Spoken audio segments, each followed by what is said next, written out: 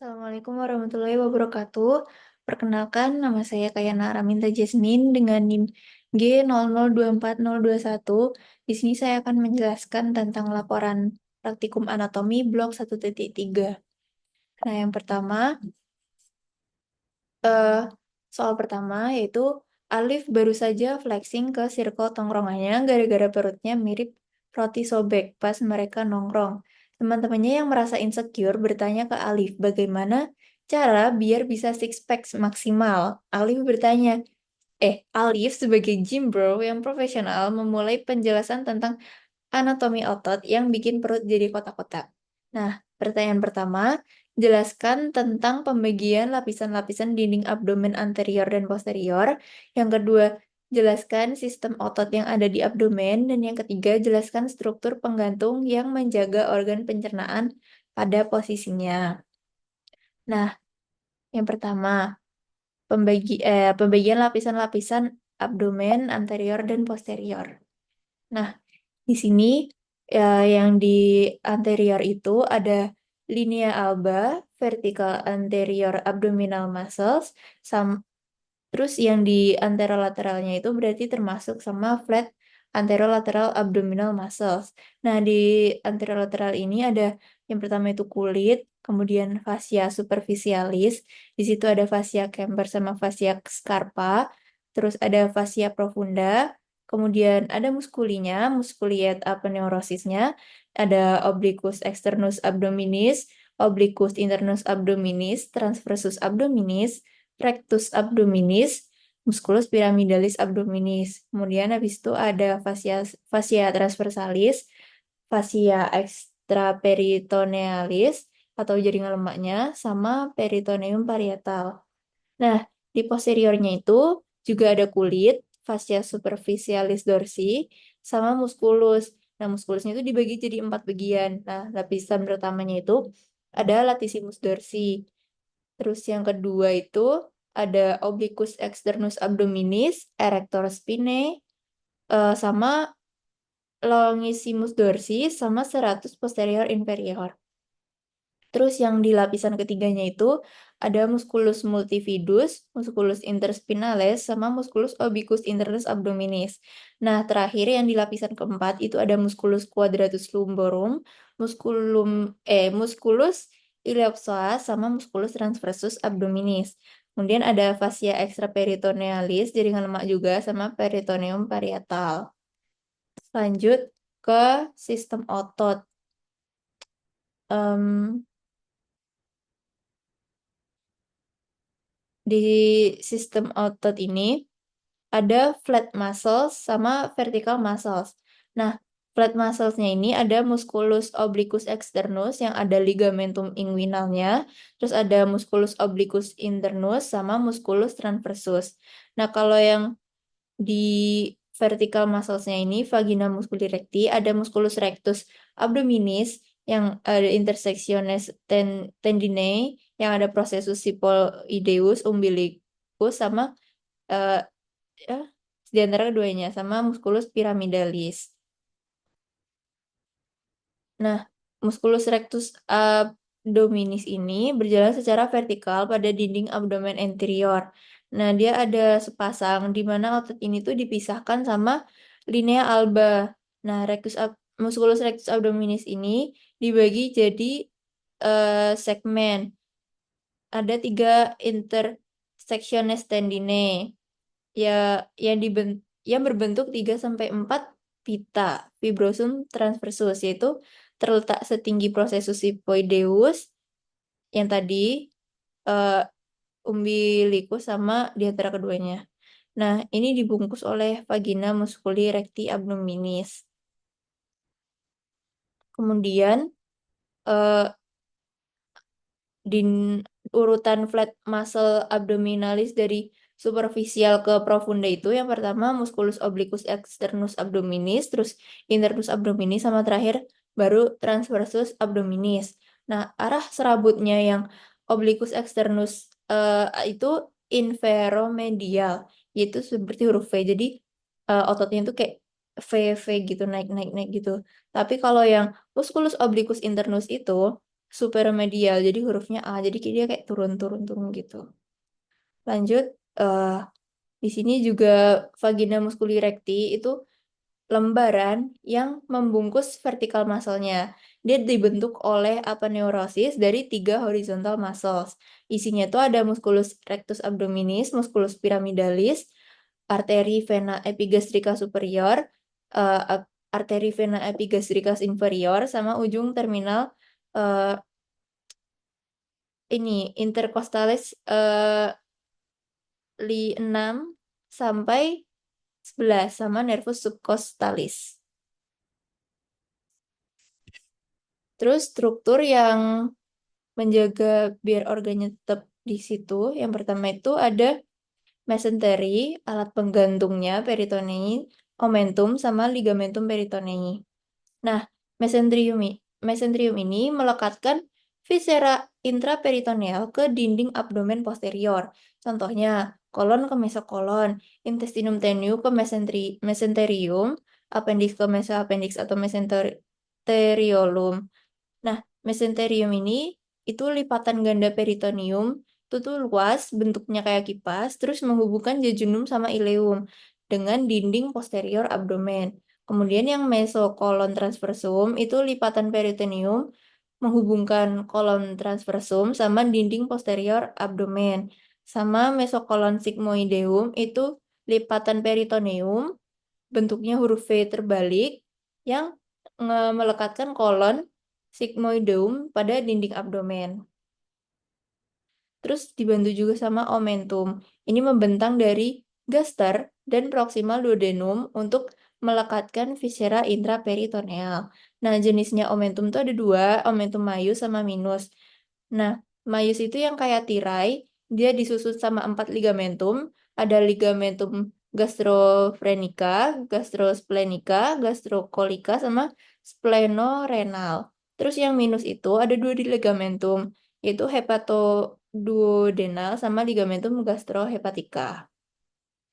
Terus ada juga ligamentum peritonei itu yang melekatkan antar organ ke organ lain ataupun ke dinding posterior abdomen dan dapat membentuk bagian dari omentum.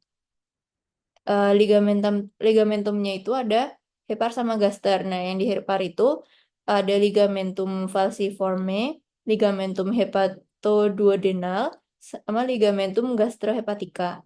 Terus yang di gaster itu ada ligamentum gastrofrenica, gastrosplenica, sama gastrocolica. Kemudian lanjut ke pertanyaan nomor 2, yaitu Randy adalah seorang mahasiswa yang sangat gemar menghadiri acara makan bersama, terutama di restoran dengan konsep all you can eat. Namun, pada suatu kesempatan, Randy merasa tidak nyaman karena cepat merasa kenyang, padahal baru saja memulai makanannya. Nah, hal ini membuat khawatir ada yang tidak normal dalam sistem pencernaannya.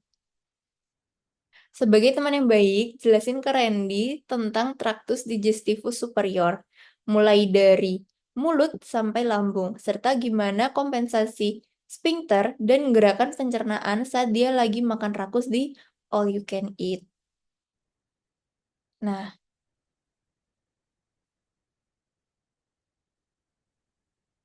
pertama kita membahas tentang eh, traktus digestivus superior yang mulai dari mulut sampai lambung. Nah, yang pertama ini mulut eh, dibagi jadi dua bagian oleh arcus dentalis superior et inferior serta processus alveolaris maxillae et mandibulae.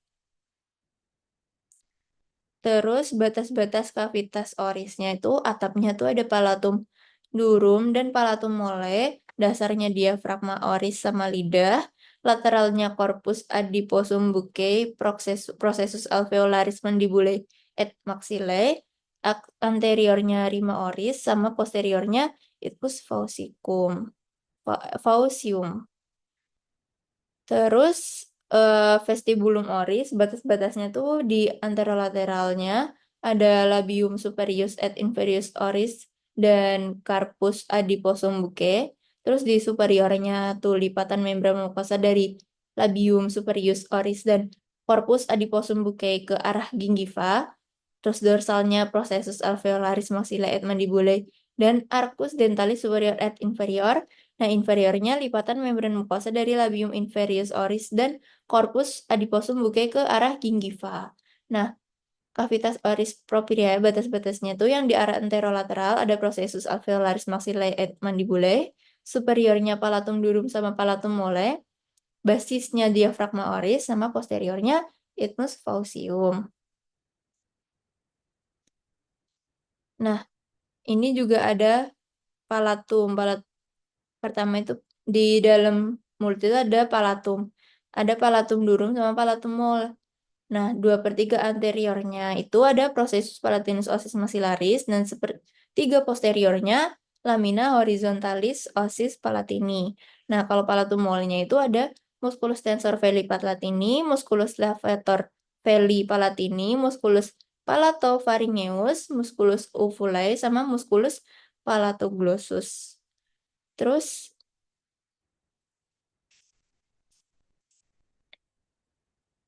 habis itu ada juga lingua. Nah, ini yang di kotak biru itu pars po, posulcalis linguae, sama yang di kotak kuning itu pars presulcalis linguae. Nah, pars presulcalis linguae itu ada papillae filiformes, terus ada papillae fungiformes, papillae falate, sama papillae foliata. Terus yang di pars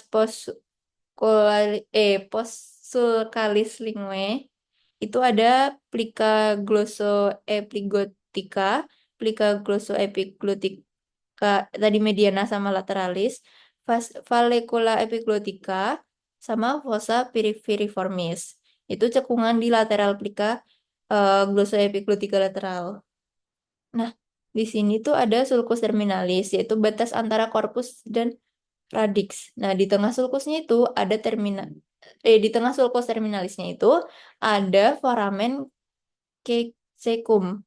Nah, foramen caecum obliterasi dari yang dulunya merupakan ductus thyroglossus. Kemudian ada fasies inferiornya lingua itu ada muara glandula sublingualis, submandibularis, sama parotis. Terus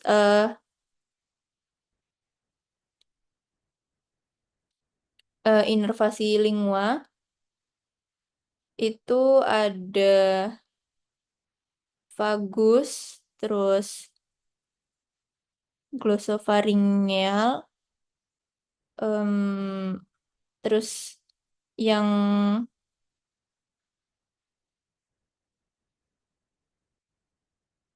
yang sensorius itu pokoknya 2/3 anterior oralisnya itu buat sensasi umum atau general itu dari nervus mandibularis lewat nervus lingualis, terus ada sensasi khususnya itu di buat pengecapan itu di nervus facialis melalui chorda tympani, dan 1/3 posterior pharyngealisnya itu buat sensasi umum dan khusus itu dari glossopharyngeus.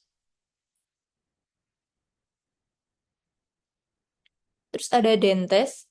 Dentes ini dentes superior itu membentuk arcus dentalis superior dan dentes inferior membentuk arcus dentalis inferior. Nah, neurovaskularisasinya dari arteri vena nervus alveolaris superior et inferior. Nah, ini ada beberapa tipe kayak apa jenis di tiap rahang, yaitu dentes incisivi atau gigi seri, dentes caninus atau gigi taring, dentes premolar atau adanya pada dentes permanente saja, yang permanen aja, terus yang di dentes molar atau gigi geraham. Kemudian lanjut ke orofaring. Nah, di faring ini dibagi menjadi 3, yaitu nasofaring, orofaring, dan laryngofaring. Orofaring membentang setinggi vertebra cervical 2-3. Nah, orofaring ini berhubungan dengan kavitas oris melalui isthmus faucium.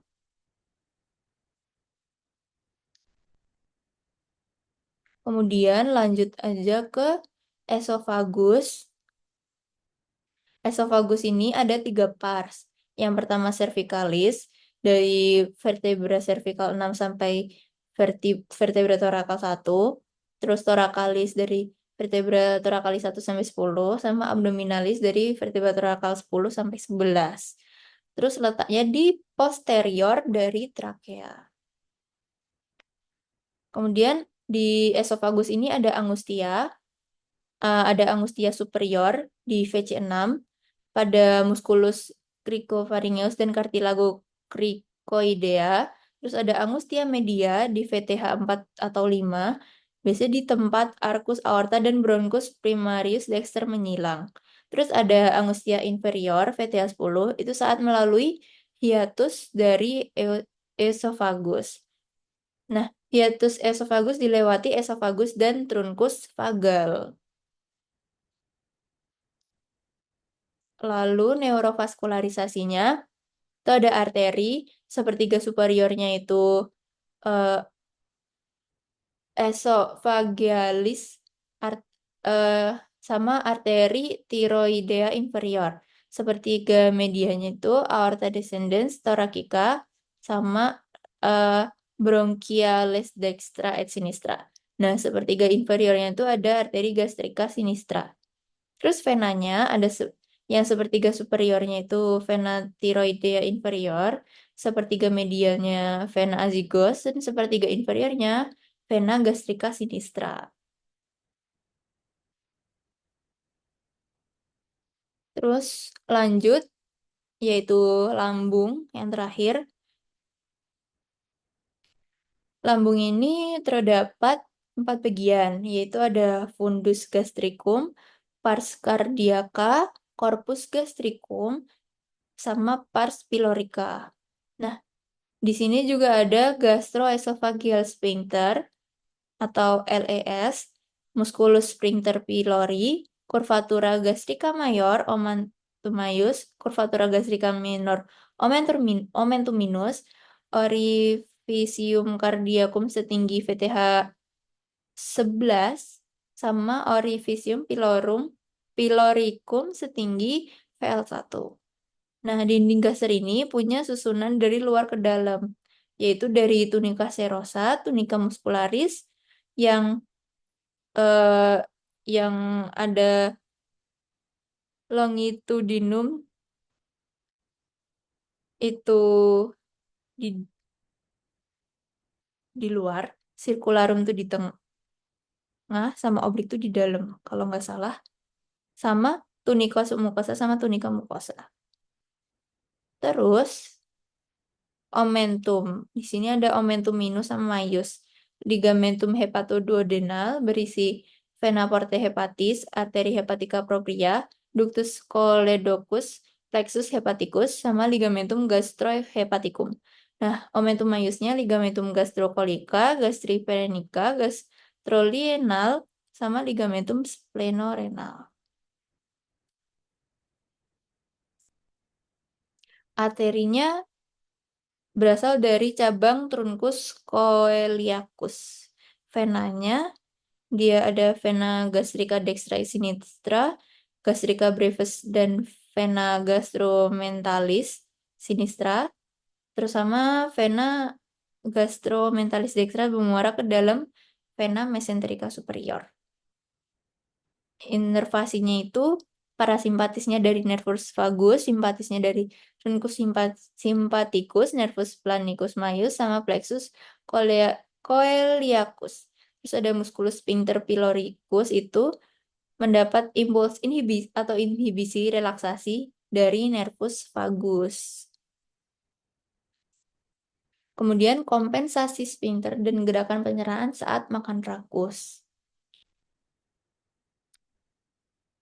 Nah, ini tuh ada 5 step atau 5 ini. Yang pertama itu Sphincter esophagus bawah, LES, dan reflux. Jadi saat makan rakus, makanan tuh masuk ke dalam perutnya kan cepat.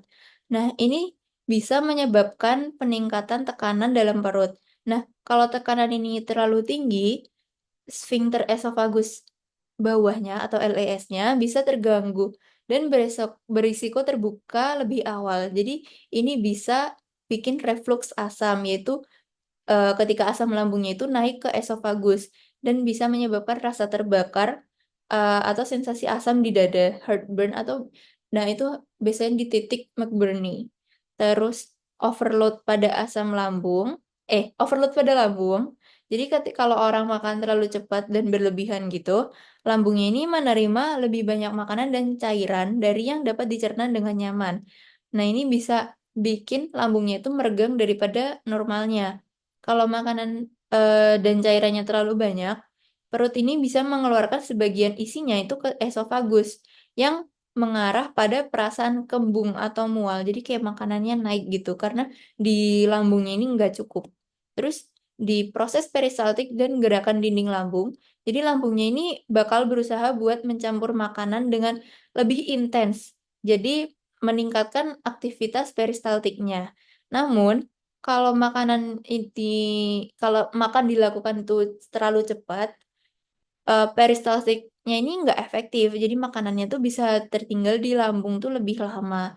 Jadi bikin nggak nyaman. Kemudian penyerapannya juga nggak optimal. Kemudian ada juga peningkatan produksi gas. Nah, kalau makannya banyak, itu bisa menyebabkan peningkatan produksi gas di perut. Ini juga berlaku jika makanan yang dikonsumsi mengandung banyak karbohidrat kompleks gitu. Jadi sulit dicerna dan fermentasi bakteri di usus. Kemudian yang terakhir ada penyempitan sphincter pylorus. Nah, kalau lambung terlalu penuh, sphincter pylorus ini dapat berfungsi lebih lambat dan proses pengosongan lambung ke usus tuh jadi terhambat. Jadi makanan tuh bisa tertahan lebih lama di lambung, bikin rasa kayak penuh, kembung, atau mual. Terus lanjut ke soal yang ketiga. Andre, seorang mahasiswa tingkat akhir, merasa tidak nyaman setelah mengonsumsi makanan cepat saji selama sebulan penuh karena kesibukan menyelesaikan skripsi. Ia sering mengalami perut kembung, rasa tidak nyaman di bagian bawah perut, dan gangguan buang air besar. Dalam obrolan ringan di kampus, Andre mengeluh kepada Anda. Sebagai teman yang baik, jelaskan kepada Andre tentang traktus digestivus inferior. Nah, pertama, jelaskan tentang perbedaan jejunum dan ileum, lalu jelaskan struktur bangunan di kolon, dan yang terakhir, jelaskan struktur anatomi yang berhubungan dengan pengeluaran feses. Nah,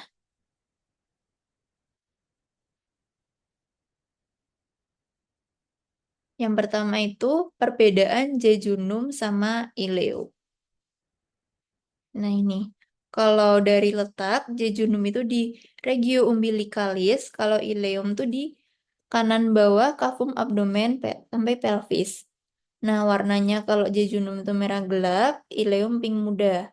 Diameter jejunum 2-4 cm, ileum 2-3 cm. Dinding atau otot polosnya jejunum itu tebal, ileum itu tipis.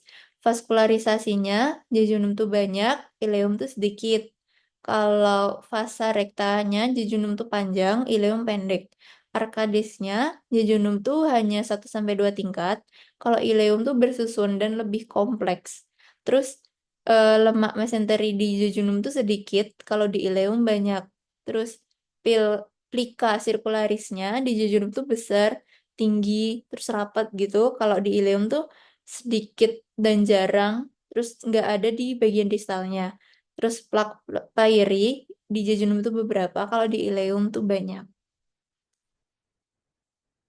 Lanjut ke struktur kolon.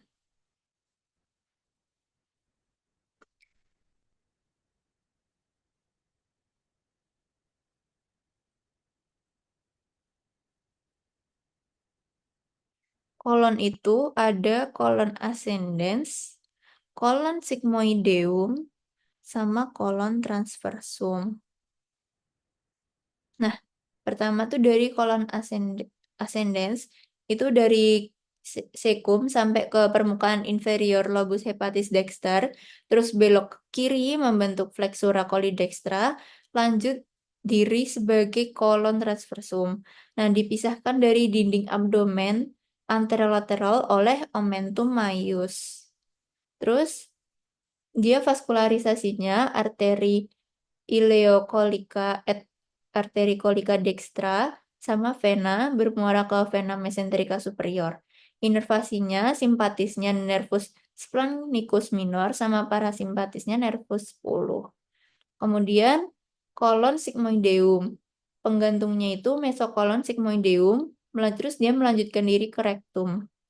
Nah, lanjut ke kolon transversum itu berjalan menyilang abdomen mulai dari flexura coli dextra sampai flexura coli sinistra. Nah, yang di kolon transversum tadi tuh kolon descendens itu terletak pada kuadran kiri, atas, dan bawah. Berjalan ke bawah dari flexura coli sinistra sampai ke pinggir pelvis. Terus dia vaskularisasinya arteri kolika sinistra et arteri sigmoidea cabang arteri mesenterica inferior. Venanya mengikuti perjalanan arteri bermuara ke vena mesenterica inferior. Inervasinya simpatisnya nervus plancolumbalis sama parasimpatisnya nervus plankiki pelvici atau eh, in ini n erigentes. Terus yang di kolon sigmoideum itu vaskularisasinya arteri kolika sinistra dan arteri sigmoidea cabang arteri mesenterica inferior. Venanya sigmoidea bermuara ke vena mesenterica inferior. Simpatisnya nervus plancolumbalis, splanolumbalis, parasimpatisnya nervus plankiki pelvici atau nervus erigentes. Terus soal yang ketiga ini tadi tentang yang pokoknya yang proses jadi ke feses. Ini ada rektum dan analis kanalis. Nah, ini tuh ada rektum proprium. Di sisi luarnya ada flexura sacralis sama flexura perinanalis atau flexura anorektal. Jadi itu kolon berbentuk S kalau dilihat dari lateral. Terus flexura anorektal ini membantu buat menjaga kontinensi tinja melalui tonus otot puborectalis, bagian dari levator ani. Saat defekasi, flexura menjadi tegak dan tinja bisa bergerak ke anal kanal. Nah, di sisi dalamnya itu ada tunika mukosa. Jadi ada lipatan-lipatan transversal yang disebut plica transversalis recti atau Houston. Di bawah lipatan ini, rektum mengalami dilatasi membentuk ampula recti, terletak langsung di atas dan dikungkung oleh diafragma pelvis. Nah, dan ligamentum anokoksigeal. Nah, ampula recti ini punya kemampuan buat relaksasi karena fungsinya untuk menerima dan menahan akumulasi massa tinja sampai dikeluarin saat buang air besar. Ini bikin ampula recti ini sebagai elemen penting lain yang mempertahankan kontinensi tinja. Terus ada zona transisi dari rektum ke kanalis analis ditandai sama linea anorektalis atau anorektalis junction. Nah, area ini ciri-cirinya itu ada perubahan dari plica transversalis recti jadi plica longitudinal anal kanal. Terus di kanalis analis itu letaknya di bawah diafragma pelvis dan bakal berakhir di anus. Nah, anal kanal tuh punya 3 segmen. Yang pertama itu zona columnaris, Ini tuh terdiri dari lipatan longitudinal yang dibentuk dari corpus cavernosum. Yang epitelnya tuh kolumner atau kuboid. Terus yang segmen kedua itu ada pecten analis, itu epitelium squamous kompleks non keratinasi yang menimbulkan zona putih di mukosa. Terus yang eh iya, segmen selanjutnya tuh zona kutanea. Ini tuh kulit eksternal dibatasi secara tidak konsisten oleh linea anokutanea. Sama zona hemoroidal adalah tempat yang memungkinkan terjadi benjolan hemoroid karena pelebaran vena hemoroidal, internal hemoroid terjadi di atas linea pektinat. Sedangkan eksternal hemoroid terjadi di bawah linea pektinat. Nah, pada permukaan dalam itu ada kolumna rectalis atau analis.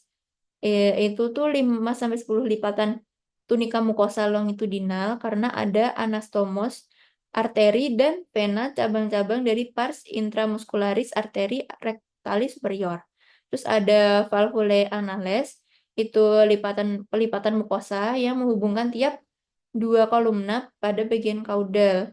Terus yang terakhir sinus rectalis, itu cekungan di antara valvulae anales. Terus otot-otot sphincternya itu ada musculus sphincter ani internus, musculus corrugator ani, musculus sphincter ani externus, sama musculus puborectalis.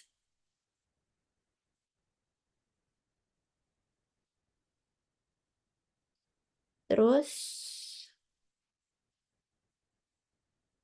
apa lagi?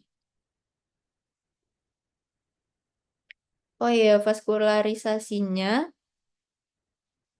ada arteri rectalis superior, cabangnya arteri mesenterica inferior, ada arteri rectalis media cabang dari arteri iliaca interna, sama arteri rectalis inferior, cabangnya arteri iliaca interna juga. Terus venanya ada vena rectalis superior, vena vena rectalis media sama vena rectalis inferior. Pada anal kanal, drainase vena yang terletak di atas linea pektinat itu bermuaranya ke vena porta. Sedangkan kalau di bawah linea pektinat itu muaranya ke vena cava inferior. Nah, inervasinya, simpatisnya itu ada nervus plangolumbalis, parasimpatisnya splankiki pelvici. Terus rektum bagian kaudal juga dapat inervasi dari cabang plexus sakralis, yaitu nervus pudendus yang disebut nervus hemoroidal inferior.